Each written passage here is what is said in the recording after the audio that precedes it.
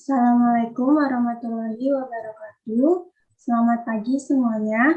Yang terhormat, dosen pengampu mata kuliah Pendidikan Pancasila, Ibu Dr. Sangputu Rahayu, SHMH, dan yang terhormat teman-teman sekalian. Perkenalkan, kami dari kelompok 6 akan mempresentasikan materi tentang aktualisasi Pancasila sebagai paradigma kehidupan di lingkungan kampus. Sebelumnya, saya akan memperkenalkan anggota kelompok. Yang pertama ada Faizal Anas, yang kedua Syafa Ainur Zahra, yang ketiga Inara Putri Haruliani, yang keempat ada Dewi Mutiatani, yang kelima ada Anissa Salwa Ramadhani, yang keenam Nabila Zulfayundani, yang ketujuh Sylvia Wanda Putri, yang ke-8 Adila Fadia Syafira, yang ke-9 Putri Nadila. Langsung saja kita mulai materi pertama, yaitu pandangan mahasiswa terhadap Pancasila. Kepada Faizal Anas, dipersilakan. Izin masuk. Di sini saya akan menjelaskan pandangan mahasiswa terhadap Pancasila. Pancasila merupakan dasar negara Republik Indonesia yang harus dijunjung tinggi oleh setiap masyarakat. Dalam sejarahnya, nilai-nilai Pancasila sudah diterapkan pada masyarakat kita sejak zaman kerajaan Hindu Buddha di Indonesia. Pancasila sebagai landasan hidup bangsa, artinya semua hal yang berkaitan dengan berjalannya negara Indonesia harus berpedoman pada Pancasila dan Undang-Undang Dasar Negara. Kita harus tahu bagaimana caranya setiap aturan di negara ini mencerminkan nilai-nilai Pancasila. Sebagai mahasiswa, kita turut ikut andil dan berpartisipasi dalam hukum Indonesia dan diimplementasikan pada organisasi yang ada di lingkungan kampus. Sebagai mahasiswa, kita harus mengetahui makna dan pentingnya Pancasila untuk mempersatukan pikiran dan menambah jiwa nasionalisme. Selanjutnya, yaitu ada materi tentang Pancasila sebagai landasan filosofis, landasan kultural, landasan historis, dan landasan yuridis. Pancasila sebagai landasan filosofis, yaitu melandasi jalannya hukum, pemerintahan negara, serta kegiatan operasional di dalamnya. Pancasila sebagai landasan kultural, rumusan Pancasila tidak terlepas dari kehidupan nenek moyang, seperti nilai kemanusiaan, kegotong royongan, persatuan, dan kesatuan, serta toleransi yang tinggi dalam perbedaan dan pergaulan. Pancasila sebagai landasan historis atau sejarah, terutama pada perjuangan bangsa dalam meraih kemerdekaan dari penjajah, yaitu menegakkan kehidupan yang bebas dalam negara yang merdeka, bersatu serta berdaulat dengan mendasar pada Tuhan dan kerohanian. Selanjutnya akan saya serahkan kepada Inara. Landasan yudisiaris pendidikan Pancasila, seperti yang disebutkan pada Undang-Undang Dasar 1945, Pasal 31 Ayat 1, bahwa setiap warga negara berhak mendapatkan pendidikan. Keputusan Direktur Jenderal Pendidikan Tinggi Nomor 38 Dikti Cap 2002, tanggal 18 Juli 2002 tentang pelaksanaan mata kuliah pengembangan kepribadian di perguruan tinggi, Undang-Undang Republik Indonesia Nomor 20 Tahun 2003 tentang Sistem Pendidikan Nasional, Pendidikan Pancasila secara eksplisit tidak tercantum di dalam bagian dari mata kuliah pengembangan kepribadian atau MPK. Namun Pancasila tetap menjadi landasan filosofi bagi sistem pendidikan nasional. Selanjutnya saya serahkan kepada Dewi.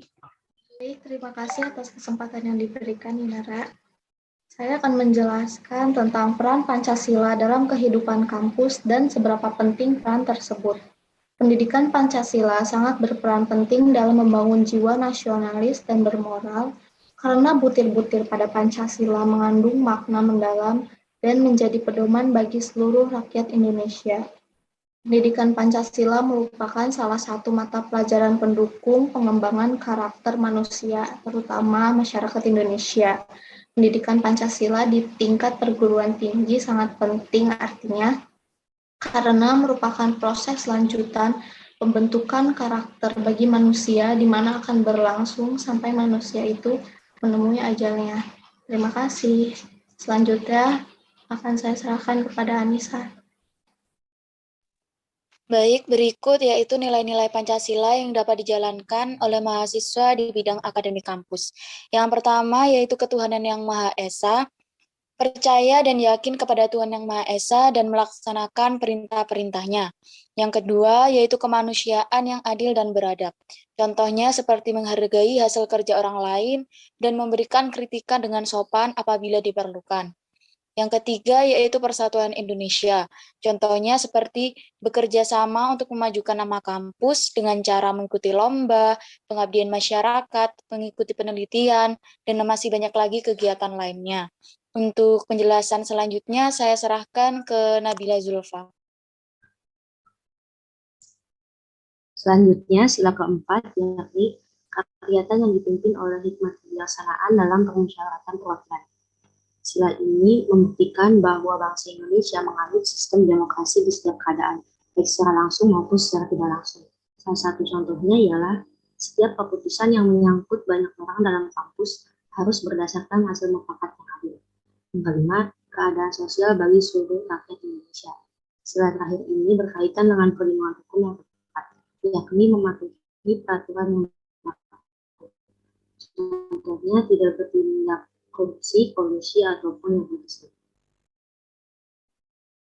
Berikutnya ada nilai-nilai Pancasila yang dapat dijalankan oleh mahasiswa di bidang non-akademik kampus. Sila pertama yakni sila ketuhanan yang Maha Esa. Nilai-nilai Pancasila yang dapat dijalankan mahasiswa adalah saling menghormati sesama mahasiswa yang berbeda agama atau keyakinan. Adanya rasa tolong-menolong karena adanya toleransi atau kepedulian antar mahasiswa yang berbeda keyakinan. Selanjutnya saya serahkan pada Sylvia. Selanjutnya untuk sila yang kedua, sila kemanusiaan dan beradab.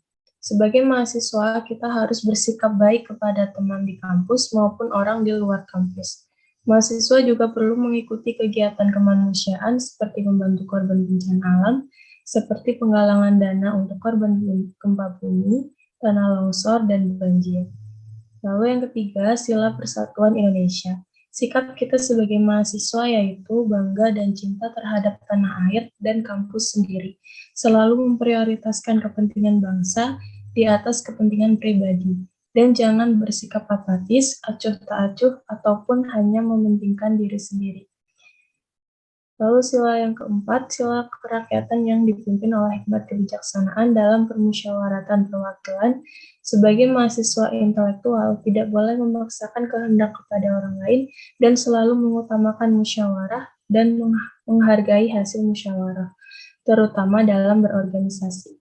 Yang kelima, sila keadilan sosial bagi seluruh rakyat Indonesia.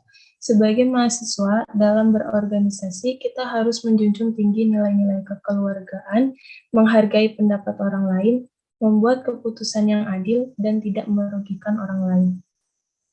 Selanjutnya, saya serahkan pada Putri Nadila. Baik, selanjutnya yaitu pengaruh nilai-nilai Pancasila dalam kehidupan kampus. Pancasila sebagai sumber, norma, dan tolak ukur tentang baik buruk, salah dan benarnya tingkah laku manusia.